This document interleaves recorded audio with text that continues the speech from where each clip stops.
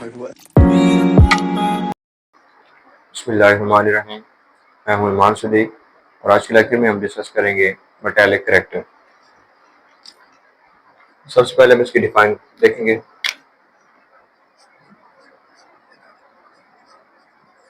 Tendency of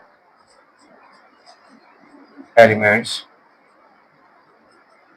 to lose electrons. Elements की electrons lose करने की या इलेक्ट्रॉन खारिज करने की सलाहियत को मेटालिक करैक्टर कहा जाता है। पीरियोडिक टेबल के अंदर लेफ्ट साइड के जितने भी एलिमेंट हैं, left side element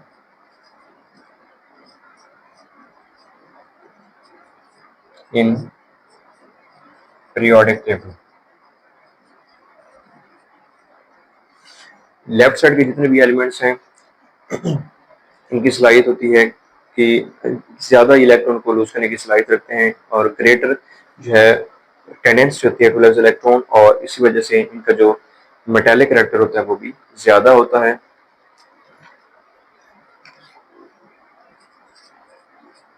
greater tendency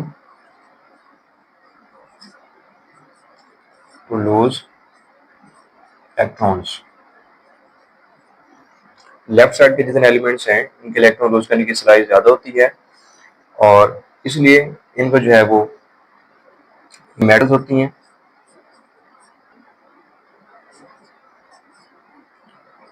metals होती हैं और ये जो है फॉर्म पॉजिटिव आयन,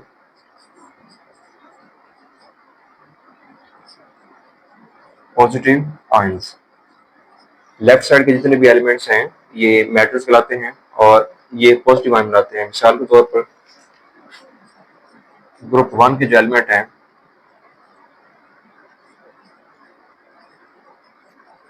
इनको हम जो है अल्कली मेटल कहते हैं।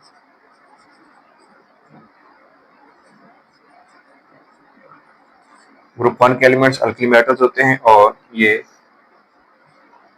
यूनिपॉजिटिव आयन बनाते हैं, फॉर्म यूनिपॉजिटिव आयन।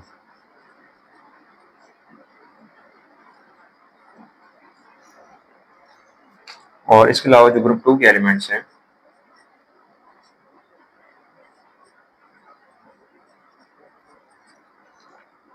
इनको हम अल्कलाइन अर्थ मेटल कहते हैं, अल्कलाइन अर्थ मेटल्स। और ये जो है डाई पॉजिटिव आयन बनाते हैं, डाई पॉजिटिव आयन।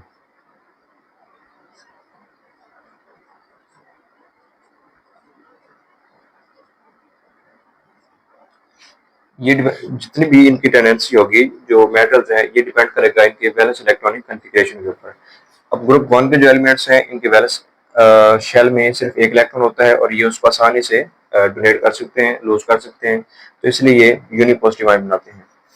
और इसी तरह अगर हम ग्रुप 2 की बात करें, ग्रुप 2 के जो एलिमेंट्स हैं इनके जो इलेक्ट्रॉनिक कॉन्फ़िगरेशन है, वैलेंस शेल के अंदर 2 इलेक्ट्रॉन होते हैं, इसलिए ये डाइपॉजिटिव, जब ये 2 इलेक्ट्रॉन क्लोज करेंगे तो डाइपॉजिटिव आयन बनाएंगे। मिसाल के तौर पर हम इसका एग्जाम्पल ले लेते हैं। ग्रुप 1 का एलिमेंट सोडियम है। सोडियम जब एक इलेक्ट्रॉन क्लोज करेगा तो इसके ऊपर 1 पॉजिटिव चार्ज आएगा। और ग्रुप 2 जो है इसका एलिमेंट कैल्शियम है, तो इसका जो है वैलेंस शेल में 2 इलेक्ट्रॉन होंगे, 2 इलेक्ट्रॉन क्लोज करेगा ये और इसके ऊपर 2 पॉजिटिव चार्ज आ जाएगा। इसके अलावा जो राइट साइड के एलिमेंट होते हैं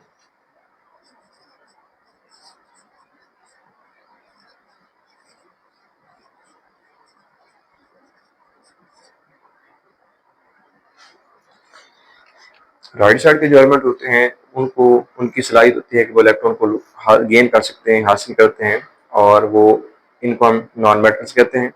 और इसके अलावा ये यूनिनेगेटिव आयन बनाते हैं या डाइनेगेटिव आयन बनाते हैं।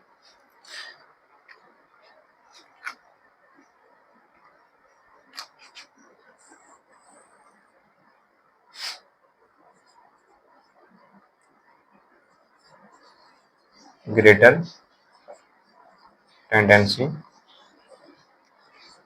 टू गेन इलेक्ट्रॉन्स, इलेक्ट्रॉन को गेन करने की सलाहियत ज़्यादा होती है इनकी, और इनको हम जो है वो नॉन मेटल्स कहते हैं।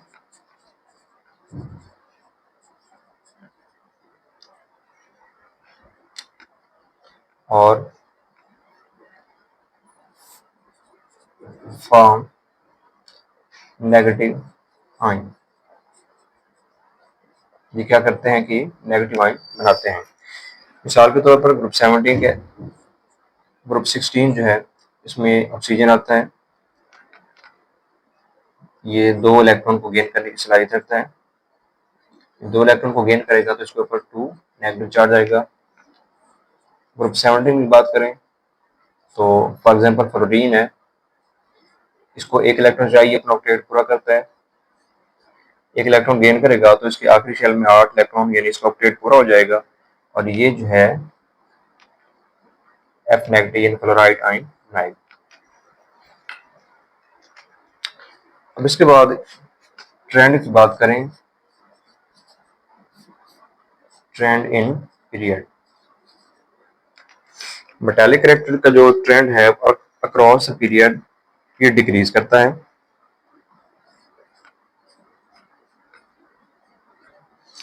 इसकी रीजन ये है कि जब हम लेफ्ट टू राइट जाते हैं पीरियड टेबल के अंदर, लेफ्ट राइट अगर हम जाएंगे, एटम का जो साइज है, एटॉमिक साइज, एक तो वो कम होता है और इसके अलावा जो न्यूक्लियर चार्ज है वो बढ़ जाता है।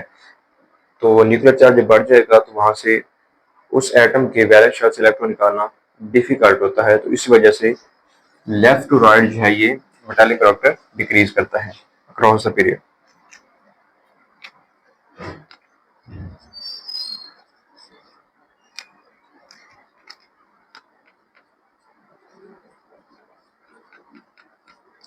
अगर हम ग्रुप की बात करें तो ग्रुप में टॉप टू बॉटम यानी ऊपर से नीचे की तरफ जो मेटालिक कैरेक्टर होता है वो इंक्रीज करता है यानी बढ़ता है। उसकी वजह यह है कि ग्रुप में ऊपर से नीचे की तरफ आते हुए एटम का साइज बढ़ता है, और इसके अलावा एटम का साइज बढ़ने से शील्डिंग इफेक्ट भी बढ़ता है। तो इस वजह से वहां से जैसे ही साइज बढ़ेगा और शील्डिंग इफेक्ट बढ़ेगा तो इलेक्ट्रॉन को निकालना वहां से ईजी हो जाएगा। तो इसी वजह से जो top to bottom metallic character है वो इंक्रीज करेगा यानी बढ़ेगा।